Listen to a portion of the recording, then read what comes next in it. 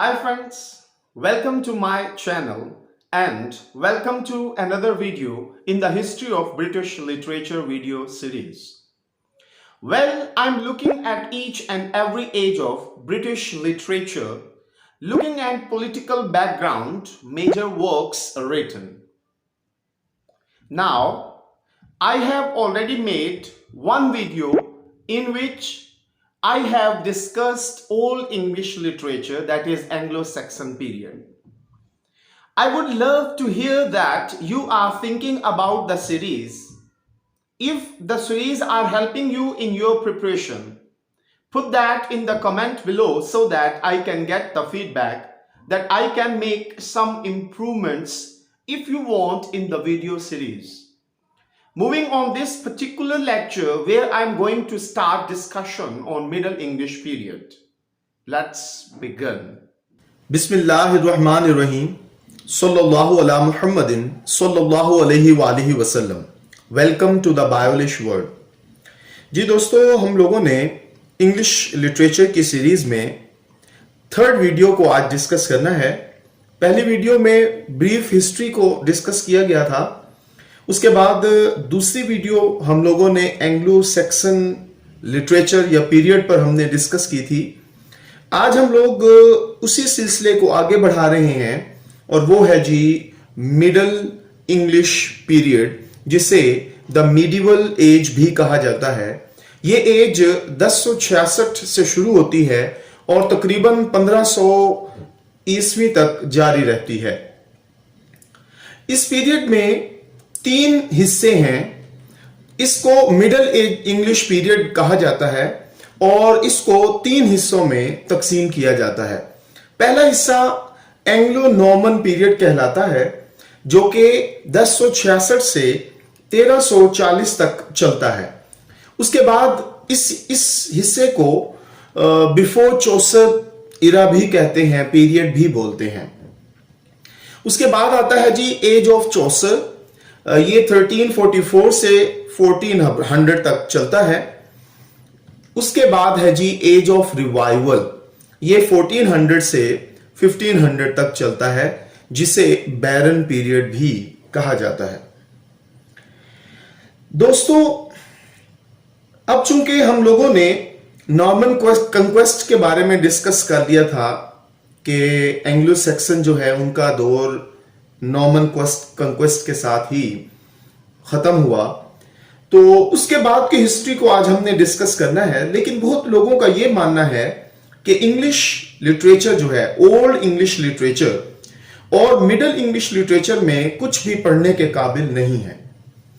ऐसे लोगों को मानना यह है कि अंग्रेजी का आगाज दर हकीकत एज ऑफ चौसर से शुरू हुआ है, 1344 से 1400 तक, और एलिजाबेथन एज में इसको मजीद तरक्की मिली है।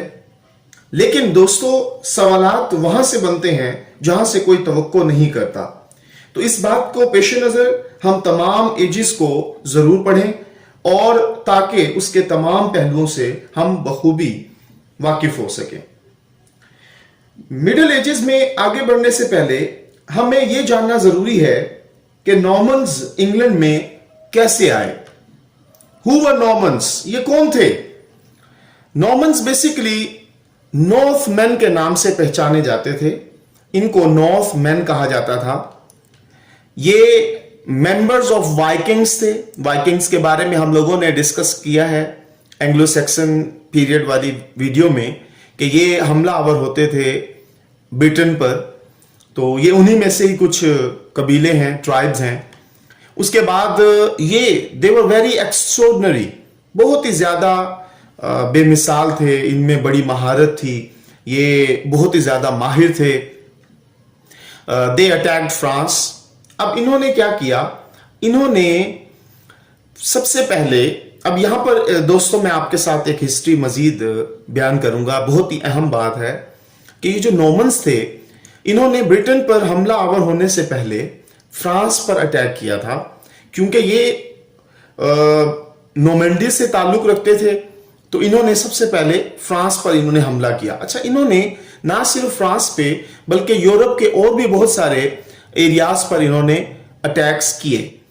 फ्रांस पर जब इन्होंने हमला किया तो फ्रांसीसी जो थे, फ्रेंच पीपल जो थे, वो चूंकि इनके साथ लड़ाई झगड़ा नहीं चाहते थे, उन्होंने इन्हें नॉर्दर्न एरियाज जो हैं वो इन्हें दे दिए, नॉर्दर्न लैंड्स दे दी ताकि ये वहां पर रह सकें। तो इन्होंने वहां पर रहना शुरू कर दिया। अब they settled in northern France. उसकी वजह यही थी कि फ्रेंच पीपल जो थे, फ्रेंच रूलर जो थे, वो लड़ाई नहीं चाहते थे। उन्होंने इन्हें नॉर्दर्न एरियाज जो हैं, नॉर्दर्न लैंड्स जो हैं वो दे दी। अब ये वहां पर रहने लगे तो ये बहुत ही ज्यादा लड़ाकों के हिसाब के साथ ये बहुत ही ज्यादा ब्रिलियंट भी थे, ज़हीन थे। इन्होंने अपनी जहानत का इस्तेमाल किया, इन्होंने फ्रेंच लिटरेचर को सीखा, जिसमें इन्होंने उसके साथ साथ इन्होंने वहां पर रहते हुए फ्रेंच खवातीन जो थीं उनके साथ शादी भी की। इन्होंने फ्रेंच मैनर्स सीख लिए, फ्रेंच लैंग्वेज सीख ली और ये बहुत ही ज्यादा मुहज्जिब बन गए और the most brilliant people of Europe. और ये यूरोप के बहुत ही ज्यादा ज़हीन लोगों में इनका शुमार होता था। Social but still powerful. अच्छा, अब यहां तक फ्रांस पर हमला करने के बाद, वहां पर इन्होंने रहने के बाद, फ्रेंच खवातीन से शादी करने के बाद ये अपनी लड़ाई झगड़ा करना नहीं भूले थे। इन्होंने अपने जो पावर्स थी, जो ताकत थी, उसे वैसे ही इस्तेमाल किया और इन्होंने हमलावर हो गए। अब हमला जो हुआ वो बेसिकली ब्रिटेन पर हुआ और ब्रिटेन पर उस वक्त जो एंग्लो सैक्सन के किंग थे उनका नाम था हैरोल्ड गॉडविंसन। हैरोल्ड गॉडविंसन जो थे, इन्हें हैरोल्ड टू भी कहा जाता है। ये last crowned Anglo Saxon English king थे, यानी कि ये सबसे आखिरी बादशाह थे और इनके जो अहद हुकूमत था वो 6 जनवरी 1066 तक रहा। उसकी वजह यह थी कि ये फिर जब इनकी जंग हुई, बैटल हुई नॉर्मन्स के साथ, तो इनकी आंख में तीर लगने से इनकी मौत वाक़ हो गई थी। तो अब हैरोल्ड गॉडविंसन के साथ जो लड़ाई हुई, जो नॉर्मन एम्परर थे, उनका नाम विलियम द कंकरर था और विलियम द कंकरर को विलियम फर्स्ट भी कहा जाता है। ये first Norman monarch of England है, यानी कि इन्होंने इंग्लैंड के ऊपर सबसे पहले अपनी बादशाहत कायम की थी। किसको? हैरोल्ड गॉडविंसन को शिकस्त देकर और उनकी वफात के बाद। अच्छा जी, ये बेसिकली ड्यूक ऑफ नॉर्मंडी थे और इनको ये ओहदा 1035 एडी में मिला था और लेकिन ये अपनी वफात तक ड्यूक ही रहे। लेकिन उसके साथ साथ इनको, चूंकि इन्होंने कंकर कर लिया था ब्रिटेन को, तो इन्हें विलियम द कंकर इनको बुलाया जाता था। इनकी अहद हुकूमत जो थी वो 1066 से 1087 1066 to 1087 एडी तक रही। अब सबसे बड़ा मार्का जो था वो बेसिकली हुआ बैटल ऑफ हेस्टिंग्स। ये 1066 में हुआ था। ये बरतानिया का बहुत ही खूबसूरत इलाका है। अब वहाँ पर बीच है, बहुत ही इम्पोर्टेंट है ये इलाका और इसको अहमियत जो है हेस्टिंग्स को, ये इस बैटल ऑफ हेस्टिंग्स की वजह से भी है। यहाँ पर मुकाबला हुआ था हैरोल्ड किंग का और विलियम द कंकरर का और इसमें जैसे कि मैंने बताया कि विलियम द कंकरर जो हैं वो फतेहयाब हुए, विनर बने और हैरोल्ड जो हैं उन्हें शिकस्त फाश हुई उनकी कत्ल होने की वजह से। फिर हम बढ़ते हैं जी एंग्लो नॉर्मन पीरियड की तरफ। अर्ली मिडल एज इसे कहा जाता है। यहां पर दोस्तों बहुत ही अहम बात यह है कि यहां पर डिवीजन ऑफ इंग्लिश लिटरेचर हुआ। डिवीजन ऑफ इंग्लिश लिटरेचर कैसे हुआ कि एक बैटल ऑफ हेस्टिंग्स जो है ये एक मरकजी किरदार अदा करती है लिटरेचर, इंग्लिश लिटरेचर में, क्योंकि बैटल ऑफ हेस्टिंग्स से पहले का जो लिटरेचर था वो एंग्लो सैक्सन्स लिटरेचर कहलाता था, जबकि बैटल ऑफ हेस्टिंग्स के बाद का जो लिटरेचर था वो एंग्लो नॉर्मन लिटरेचर कहलाता था। तो बिफोर 1066 एडी ये क्या हो गया? एंग्लो सैक्सन का लिटरेचर हो गया और आफ्टर 1066 एडी ये एंग्लो नॉर्मन लिटरेचर कहलाता है। उसके बाद अब क्या लैंग्वेज डेवलपमेंट्स हुई जब नॉर्मन्स आ गए, तो उन्होंने जुबान में क्या डेवलपमेंट की।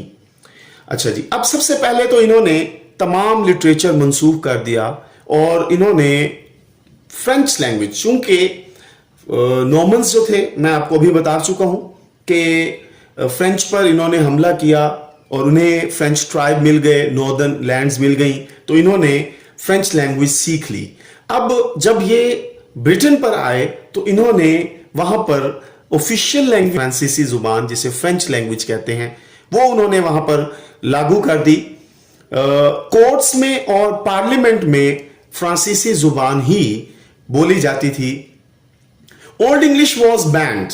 अच्छा जी, 1066 एडी में जब बैटल ऑफ हेस्टिंग्स हुई, उसके बाद जैसे ही विलियम द कंकर ने ब्रिटेन पर चार्ज लिया, तो उन्होंने ओल्ड इंग्लिश को बैन कर दिया। ये 1066 से 1200 एडी तक ये बैन रही और इस दौरान जो कुछ भी हुआ उसे इन बिटवीन लिटरेचर भी कहा जाता है। इसमें सबसे अहम बात बहुत ही याद रखिएगा, रोमांस लिटरेचर हुआ। रोमांस लिटरेचर दोस्तों, लड़की लड़के के दरमियान जो रोमांस है वो लिटरेचर नहीं है, बल्कि ये लिटरेचर है सोल्जर स्टोरीज बेस्ड, यानी कि सिपाही जो हैं वो अपने वतन से मोहब्बत किस तरीके से बयान करते थे, किस तरह वो अपनी जानों का नजराना पेश करते थे, किस तरह वो लड़ाई करते थे, उसको बयान करना, ये रोमांस लिटरेचर था इस दौर का। और ये अमूमन लैटिन और फ्रेंच लैंग्वेज में किया जाता था। इसके साथ साथ ओल्ड इंग्लिश जो है वो ज़हन में रखिएगा दोस्तों, वो बैंड हो गई। अच्छा, अब फ्रेंच लैंग्वेज जो थी वो एरिस्टोक्रेटिक लैंग्वेज बन गई, यानी कि अशराफिया जो थी, उमरा जो थे, वो फ्रेंच लैंग्वेज इस्तेमाल करते थे, जबकि लोअर क्लास जो थी लैंग्वेज वो ओल्ड इंग्लिश लैंग्वेज थी। लोअर क्लास में कंट्री साइड एरियाज में जो लोग थे, देहाती मुजाफात में रहने वाले लोग, वो ओल्ड इंग्लिश इस्तेमाल करते थे। अब जरा देखिए, language of angles, sections and Jutes. अब एंगल्स, सेक्शंस और ज्यूट्स की जुबान जो थी, उसमें लैंग्वेज ऑफ नॉर्मन्स की को मिला दिया गया और उससे क्या बना, एंग्लो नॉर्मन लैंग्वेज, जिसे मिडल इंग्लिश कहते हैं। फिर क्लर्जीमैन जो थे, यहां पर यह बात भी बहुत अहम है दोस्तों कि क्लर्जीमैन जो थे वो अभी तक लैटिन लैंग्वेज को ही इस्तेमाल कर रहे थे। तो ऑफिशियल लैंग्वेज फ्रेंच हो गई, जिस कोर्ट और पार्लियामेंट्स में फ्रेंच लैंग्वेज यूज होती थी। लोअर क्लास, मिडिल क्लास जो थी वो ओल्ड इंग्लिश ही इस्तेमाल कर रही थी, जबकि क्लर्जी मैन जो थे, जो पादरी थे, वो रिलीजन की, मजहब की तबलीग करते हुए वो लैटिन लैंग्वेज इस्तेमाल कर रहे थे। अब कल्चरल डेवलपमेंट क्या हुई? कल्चरल डेवलपमेंट ये हुई दोस्तों कि क्रूसेडर्स होना शुरू हो गई। क्रूसेडर्स जो है बेसिकली ये 1095 से 1291 के दरमियान एडी में, ये basically series of religious Wars थी जो दर हकीकत टू रिकवर यरूशलेम फ्रॉम मुस्लिम्स के पास उस वक्त यरूशलेम था। तो ये क्रूसेडर्स शुरू हुई, रिलीजियस वॉर्स शुरू हुई उनसे यरूशलेम वापस लाने के लिए। अच्छा दोस्तों, इस दौरान authority was in the hand of pope. Pope के पास तमाम इख्तियारात होते थे और वो अपने इख्तियारात का इस्तेमाल करते हुए क्रिश्चियंस जो होते थे उन्हें कहते थे कि वो जाएं और ईस्टर्न कंट्रीज में जाकर लोगों को क्रिश्चियनिटी में कन्वर्ट करें। इस पर ज्यादातर जो ट्विस्ट आया वो ये था कि क्लर्जी मैन जो थे वो लैटिन और ग्रीक टेक्स्ट की रीडिंग करते थे। तो इस तरीके से टेक्स्ट रीडिंग जो थी वो शुरू हुई। अब यहां पर दोस्तों सबसे अहम बात यह है कि इससे पहले जिम्मा जो था वो चर्च का था, एजुकेशन देने का, एजुकेट करने का जिम्मा चर्च के पास था। लेकिन क्रूसेडर्स के बाद या उसके दौरान जब पोप ने ये ऑर्डर कर दिया कि ईस्टर्न कंट्रीज में जाकर क्रिश्चियनिटी की तबलीग करनी है, तब क्लर्जीमैन जो थे उन्होंने लैटिन और ग्रीक टेक्स्ट जो है वो पढ़ना शुरू कर दिया। और वो इसलिए पढ़ना शुरू किया क्योंकि बाइबल्स जो थी वो इस लैंग्वेज में ज्यादातर लिखी गई थी। और हमने जैसे अभी डिस्कस किया है कि क्लर्जीमैन जो थे वो लैटिन को ही प्रिफर करते थे। तो इसका रिजल्ट ये हुआ कि people started reading text also, तो लोगों ने भी टेक्स्ट पढ़ना शुरू कर दिया। यानी कि जो चर्चेस की जो जिम्मेदारी थी वो अब कन्वर्ट होना शुरू हो गई। तो education moves outside the church, तो चर्च में जो तालीम थी वो अब चर्च से बाहर चली गई। यानी कि लोग अब टेक्स्ट बुक के जरिए भी एजुकेट हो रहे थे। तो इस दौरान school and colleges were set up, school और कॉलेजेस जो हैं उनकी तामीर शुरू हुई ताकि वहां पर लोग जो हैं वो मजीद से मजीद तालीम हासिल करें। 2 मेजर इंस्टीट्यूशंस वर सेटअप। अब ये सबसे अहम बात है, ये आपके एग्जाम्स में एमसीक्यूज की सूरत में भी पूछा जा सकता है कि ये जो मिडिल एज है इसके दौरान कौन से अहम इंस्टीट्यूशंस जो हैं वो कायम हुए। तो दोस्तों वो 2 थे जी, ऑक्सफोर्ड यूनिवर्सिटी जो 1096 एडी में बनी, ये कॉलेज के तौर पर बनी जिसे बाद में फिर यूनिवर्सिटी के तौर पर कायम किया गया। और दूसरे नंबर पर कैम्ब्रिज यूनिवर्सिटी दोस्तों बनी जो कि 1209 एडी में कायम हुई। अब उसके बाद हम देखते हैं जी इंपॉर्टेंट लिटरेरी वर्क्स, कौन कौन से अहम लिटरेरी काम हुए इस दौर में। तो चांसलर दी गैस्टे ये सबसे अहम काम है। यहां पर मैं आपको बताना चाहूंगा ये बेसिकली फ्रेंच लिटरेचर था। चूंकि नॉर्मन्स फ्रेंच लिटरेचर को लेकर आए ब्रिटेन में, तो उन्होंने फिर फ्रेंच लिटरेचर को जो है उसको भी हमने साथ साथ बताना है कि इस दौर में 12 to 15 सेंचुरी में कौन सा लिटरेचर सबसे ज्यादा अहम था। तो ये चांसलर दी गैस्टे जो है ये बहुत ही अहम वर्क है। ये बेसिकली फ्रेंच वर्ड है जिसका मतलब है सॉन्ग ऑफ डीड्स, अमाल के बारे में बताने का गीत। ये दरहकीकत लिखा गया praise the nobles and knights, यानी कि जो अशराफिया है, मुअज्जिज लोग, और जो नाइट्स होते थे, सिपा सलार होते थे, उनकी तारीफ में ये बेसिकली वर्क है। इसे मिडिवल नरेटिव भी कहा जाता है। एपिक पोम है जी at the dawn of French literature. जैसे ही फ्रांसीसी आगाज हुआ ब्रिटेन में तो ये अदब जो है वहां पर मिलता है 12 to 15 सेंचुरी। ये 12 से 15वीं सेंचुरी सदी के दरमियान का ये लिटरेचर है। अच्छा, उसके बाद आता है जी स्टोरीज ऑफ ऑथरियन लेजेंड्स। ये बहुत ही अहम पॉइंट है। ये किंग ऑथर थे जो अपने नाइट्स के साथ मुख्तलिफ कॉन्टेस्ट पे जाते थे, तो उस दौरान स्टोरीज लिखी जाती थी ऑथरियन लेजेंड्स पर। उनमें सबसे अहम king Arthur and his knights, king Arthur और उनके 12 नाइट्स सिपा सलार थे जिनके बारे में बहुत ही अहम कहानी मिलती है। ये बेसिकली 12 नाइट्स जो हैं ये इस तरह used to sit in round, ये इस राउंड गोलाई में ये 12 नाइट्स बैठते थे जिनके दरमियान में किंग ऑथर बैठते थे। और किंग नाइट्स वेंट ऑन क्वेस्ट्स। ये जो नाइट्स थे ये बेसिकली क्वेस्ट्स पर जाते थे और वो फिर आकर अपनी कहानियां बयान करते थे। ये क्वेस्ट जो थी बेसिकली क्राइस्ट की इस बॉल के बारे में थी। इसके बारे में दोस्तों ये कहा जाता है कि ये वो बॉल है जिसमें जीसस क्राइस्ट ने लास्ट सपर किया था। तो इसको ढूंढने के लिए वो जाते थे और जिसमें वो वापसी पर जो मुहिम्मात बनती थी उस पर कहानियां बयान करते थे। किंगडम कोलैप्स हो गई। वो कैसे हुई कि किंग ऑथर के 12 नाइट्स जो हैं उनमें से एक नाइट को किंग ऑथर की मिसिस जो है, बीवी जो थी, क्वीन जो थी, उससे मोहब्बत हो गई और उसके नतीजे में ये जो नाइट्स और किंग के दरमियान एक जंग शुरू हुई और जिसका नतीजा ये निकला कि ये किंगडम जो है वो कोलैप्स हो गई। मजीद इंपॉर्टेंट लिटरेरी वर्क्स में ओम, ये एक मोंक हैं, इन्होंने लिखा था द ओमलम, बहुत ही अहम वर्क है, रिलीजियस वर्क है। 12th सेंचुरी बिब्लिकल एक्सिजेसिस, एक्सिजेसिस बोलते हैं तशरीह, तफसीर करना। तो 12वीं सदी में बाइबल की जो तफसीर की गई ये ओम एक मोंक थे, रिलीजियस कैरेक्टर थे, तो इन्होंने दी ओमलम के नाम से ये एक पोएम लिखी। ये 19,000 लाइन्स हैं जी of early middle English verse, यानी कि 19,000 लाइनों पर, सत्रों पर मुश्तमिल अर्ली मिडल इंग्लिश की ये पोएम थी। और उसके बाद बहुत ही अहम काम आता है जी लेमन का, लेमन्स ब्रूट, इनकी ये बहुत ही अहम काम है जी, लेमन्स ब्रूट के नाम से। ये इंग्लिश प्रीस्ट थे और ये तकरीबन, ये सी स्टैंड्स फॉर अबाउट, तकरीबन 13वीं सदी में ये काम हुआ।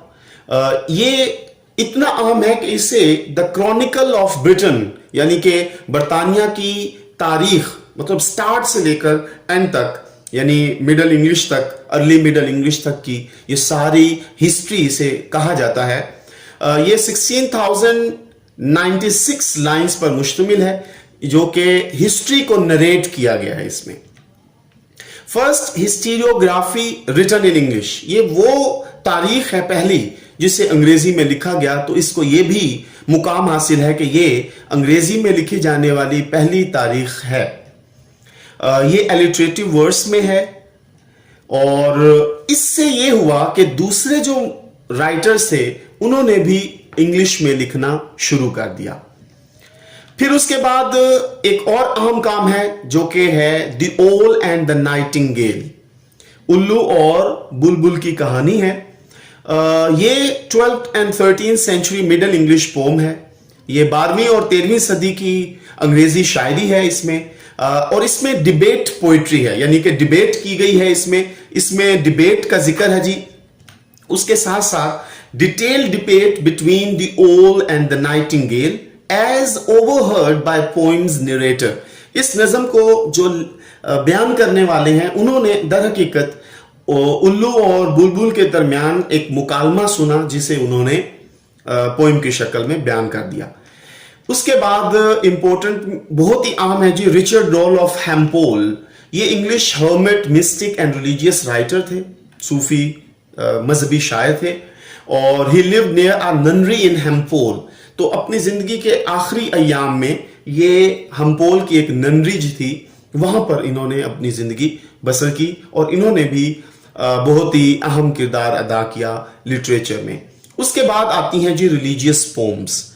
अच्छा, मैं यहां पर दोस्तों एक बात आपको और बता दूं कि इस दौर में जो ज्यादातर लिटरेचर लिखा जाता था वो बगैर नाम के लिखा जाता था, यानी कि पोइट्स जो थे वो अपना नाम नहीं जाहिर करते थे। तो उसका नतीजा ये निकला कि बहुत सारे राइटर्स जो हैं, पोइट्स जो हैं, उनके नाम हमें नहीं मिलते।